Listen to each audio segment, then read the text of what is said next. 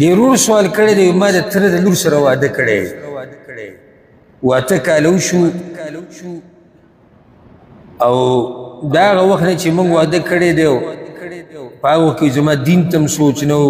دین ته زما په دې آخري وخت کې سوچ شو په دین کې ګوره لوی برکت نو جاهل ومه عمر مې هم کم نو بس دما دا جري نه وه خوښه نو ډېر ظلمونه مې ورسره کړي معمولي خبرو باندې موږ د یو بل سره نښتو بس هغه هم ما سره عادت شو هغه هم راښات شو یو بل سره به لګیو یو بل سره به لګیو نه هغه خوشحاله نه زه د هغې د لاسه زه د وسوسو بیمار شو د وهم او هغه هم بیماره شو کور دا مسلې نه الله دې زموږ ساتي دا ګوره سړی لیونی کوي والله سړی لیونی کوي او دې مسافرو ملګرو ته خو دې ښه پته دا کور نه چې یو ټلیفون نه شي که نه یو او دا یو نیمه ښځه داسې کمسله ښځی چې دا معمولي زره زره خبر تا ته رارسي پلار خو دې نن بیا ووي نو وی څه تندر راوړي ته سره د سړي ژوند تنګ رور دې دا ووي یاره که د باندې یو 100 لاکه ریاله قرضی که نه دا سړی دومره نه تنګوي څومره چې دا مسله سړی تنګوي چې د کور دا مسلې ورته رامنځته شي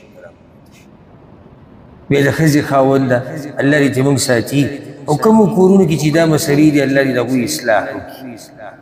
او الله دې زموږ کورونه د اختلافاتو نه او د جنګ جګړو نه پاک کړي نو زم د وسوسو بیمار شیم هغه هم بیماره شي اوس ما ته مسله دا ذهن ته راله چې د یو عالم نه مې دا خبره واورېده چې طلاق په 2 قسم یو دا چې ته صفا الفاظو کې طلاق ورکې صریح چې ته طلاق او یو کنایت دی د طلاق چې هغه صفا الفاظ د طلاق نه دي خو په هغې سره هم طلاق واقع کېږي نو اوس اخو دا غریب د وسوسو بیمار نو اوس زما ذهن ته دا مسله اوس دینداره شوی یم الحمدلله زما د ښځې سره ډېر ښکلی ژوند روان شوی دی هغه هم ماسره اوس خوشحاله ده اوس دا مسله مې ذهن ته راځي چې دا خو ما طلاقه کړي نه ځکه چې دې ته به ما په جنګ کې اکثر دا وي چې موږ به ډېر یو بل سره ګرم شو نو دې ته به ما په دې جنګ کې اکثر دا وي چې زه تا نه غواړم راځه د پلار کره دې بوځم راځه زه تا نه غواړم پلار کره دې بوځم دا خو صریح طلاق خو نه دی دا خو داسې نه وي طلاق خو کنایت کې راتلی شي او که نه ځکه چې ورته زه تا نه غواړم او راځه پلار کره دې بوځم نو دې به څه جواب اول خو دا زه ټولو وروڼو خویندو ته ملګرو ته مشرانو کشرانو او همزولو ته دا نصیحت کوم چې که ښځه ده او که خاوند دی د خپل ژوند د ملګري سره ګزاره کوي او دا ژوند ډېر پرسکونه تېرېږي چې کله ښځه خاوند د یو بل سره ګزاره کوي ګوره ته مثال کې دې ملک کې یا بل ملک کې یا په خپل ملک کې خو چېرته بهر ته لاړې او ښځه ستا قدرمنه ده ستا د مال خیال ساتي ستا د بچو ستا د عزت تا سره ګزاره کوي نو زه درته په الله قسم خورم چې نیمه سخت او نیم تکلیف ستا ختم شو دغې دغه طرف ته ته بلکل پاره دغه شان د ښځې چې خاوند دیندار یې ورسره ګزاره کوي نو د دې ژوند د خوشحالو نه ډک او پوره یو الله دی کمی په موږ کې مشتي کمی په ښځو کې مشتي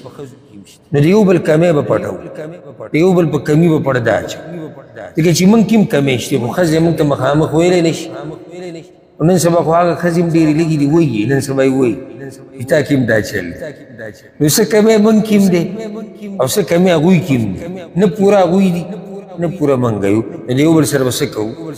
ګزاره کوو الله قرآن کې دا قانون موږ ته ښوولی دی وعاشروهن بالمعروف د ښځو سره په ښایسته طریقې سره ژوند تېروئ فإن کرهتموهن نو که تاسو هغوی کې څه خوی ستاسو بدي شي فعسى ان تکرهوا شیئا ويجعل الله فيه خيرا كثيرا کیدی شي یو شی ستاسو بدي شي او الله پکې لوی خیر اچوي ځکه چې هغه کوم خوی چې زموږ بدي شي خو یو دی که خو ښه پکې څومره دي نو موږ به هغه ښو ته ګورو او دا بد به وله پکې څه کړو دا به وله پکې پټ کړو راځو ضرور دې مسلې دا خبره صحیح ده چې طلاق 2 قسمه یو ته ویل کېږي صریح طلاق.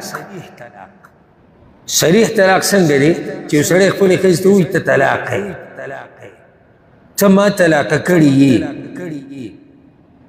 ته په ما طلاقه یې، دا قسم الفاظ دې ته صریح طلاق. دویم هغې ته کنایه وایي. لکه یو سړی خپلې ښځې ته وایي ته پوه شه او کار دې پوه شه، د نن نه بعد زما په تا کې څه کار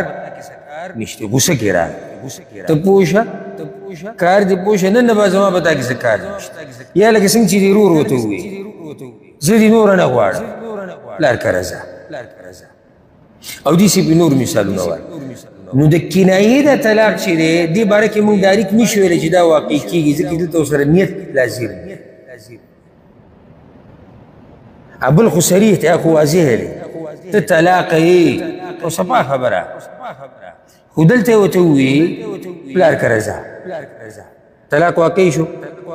موږ به څه کوو؟ نیت ته به معلومات کوو. نیت دې څه و؟ یاره وایي نیت خو مې دقه و چې طلاق ورکړو، نو چې نیت ته طلاق دی بیا هم غلی ناست